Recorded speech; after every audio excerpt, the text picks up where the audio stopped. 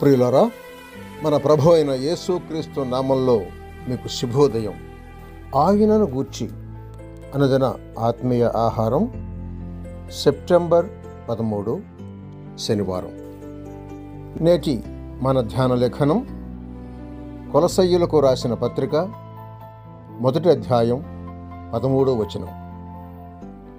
ఆయన మనలను అంధకార సంబంధమైన అధికారములో నుండి విడుదల చేసి తాను ప్రేమించిన తన కుమారుని యొక్క రాజ్య నివాసులనుగా చేశాను. వ్యాఖ్యానాంశం: రక్షింపబడగా విశ్వాసి మార్పు. వ్యాఖ్యానాంశం: రక్షింపబడగా విశ్వాసి మార్పు.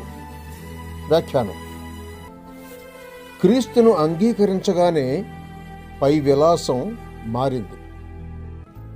అంధకారం వెలుగైన క్రీస్తుగా, అంధకార శక్తులు పరిశుద్ధాత్మ శక్తిగా, అంధకారాధికారం ఆ కుమారుని రాజ్యంగా, బంధకాలు విడుదలగా, దాస్యం కుమారత్వంగా, ఈ ప్రస్తుత లోకం రాబోవు లోక సంబంధమైన స్థిర నివాసంగా మారిపోయాయి. పైన దీవెనలు సంప్రాప్తమయ్యాయి. స్తోత్రం. మనం ఉన్న మరణంలో నుండి జీవంలోకి దాటి ఉన్నాము అని తెలిసింది. యోహాను సువార్త 5వ అధ్యాయం 24వ వచనం చూడండి. క్రీస్తులో కేవలం పాతది పోయి కొత్తది లభించింది. 2వ కొరింథీ పత్రిక 5వ అధ్యాయం 17వ వచనం. కాబట్టి కలిగినది కలిగినట్టుగా సంతోషించండి. రక్షింపబడినవాడా, ఎక్కడ ఉన్నావో గుర్తు తెలుసుకో. తండ్రి ప్రేమ కింద ఉన్నావిప్పుడు. క్రీస్తు రాజ్యంలో ఉన్నావిప్పుడు. ఇప్పుడు చీకటి పోయింది.